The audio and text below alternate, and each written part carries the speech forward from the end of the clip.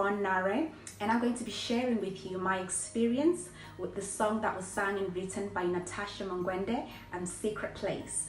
So I first heard this song the beginning of this year in 2020 in January, and when the first time I heard this song, I was like, wow, this is such an amazing worship song. Not only was it was a reminder for me to always dwell in that secret place. It became one of my favorite worship songs throughout this year, and I'm sure I'll continue to listen to it.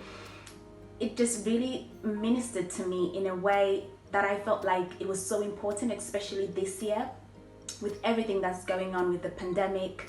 It was so important for me. God just reminded me, continue to dwell in that secret place, continue to dwell in my presence, continue to come before me, to seek me, to worship me. And that's where you find your victory, and that's where you find your protection, and that's where God can speak to you. And that was every time I listened to that song, it just ministered to me. It just ministers to me in a different way. And I'm so grateful and thankful to God for using Natasha Mangwende and just giving her that song to minister, because I believe it's ministering to so many people, not just myself, but so many people around the world that have listened to it. And if you haven't listened to it, I want to encourage you, after you've watched this video, go and search Natasha Mangwende Secret Place and listen to that song. It's such a powerful song. For me, it was a daily reminder, to always dwell in the presence of God, to always seek God's face.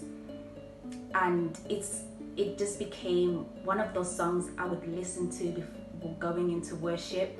I have songs that I play when it's time for worship, and that was one of my to-go-to song throughout this whole year.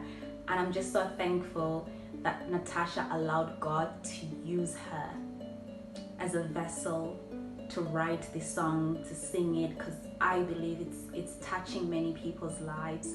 And I'm so thankful to God that I'm one of those people that this song has been ministering to since hearing it throughout this year, and even for many years to come. I was so excited when it came out. When I heard it, I did share it with my family. I remember sharing it with my sister, and she was just like, wow, this is such a powerful song. And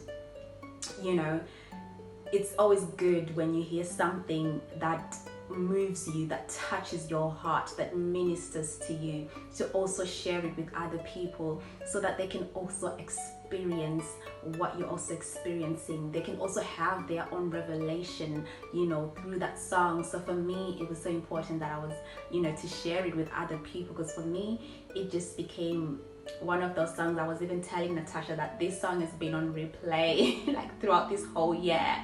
It's been one of my favorite worship songs.